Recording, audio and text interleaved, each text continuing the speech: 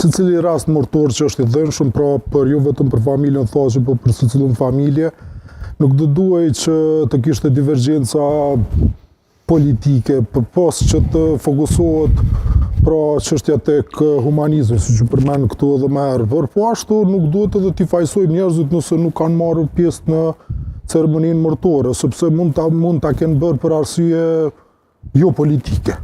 Arsye të ndryshme. Mua më kujtohet, ka qenë kryetari i komunës Shpend Ahmeti dhe nuk më kujtohet që në atë botë të gjithë krerët institucional kanë marrë pjesë në varrim. Po. Ka qenë normale, nuk më kujtohet që është debatuar. Babai Shpend Ahmetit ka qenë një figurë nacionale, aktor i njohur Ali Ahmeti.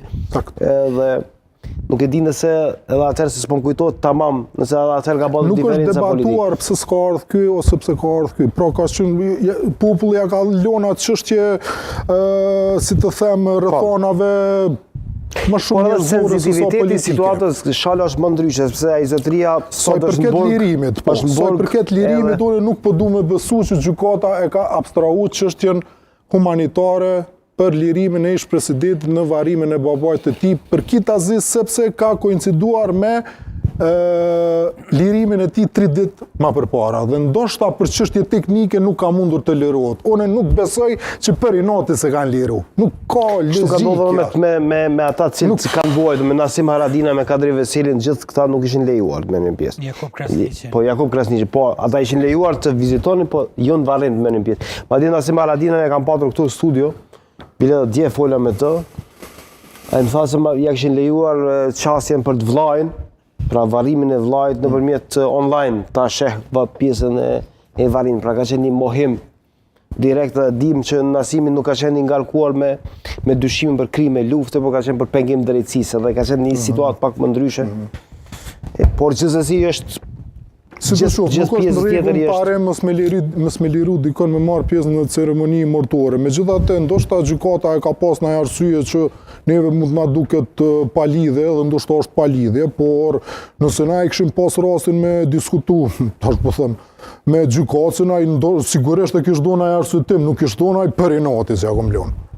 Ma mërmen ai që ish arsyetu me për inati. Sigurisht ai ka arsye që neve mundet me na u duk pa lidhje.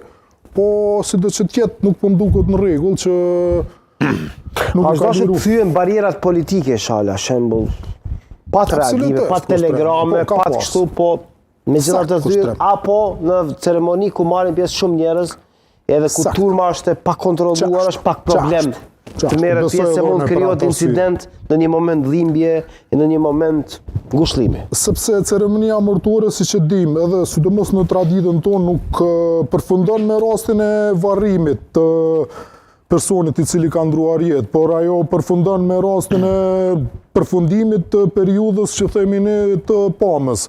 Dhe ndoshta krerët institucionale apo kushdo qoftë që ka munguar në ceremoninë martore do ta shfrytëzoj këtë periudhë për të shprehur ndjeshmërinë.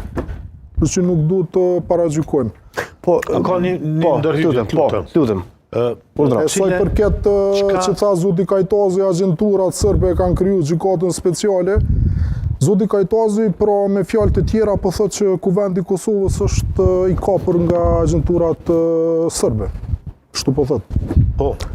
Po ashtu prokurori special amerikan po thotë është i kapur nga agjenturat serbe. Kam një ndërhyrje. Kjo është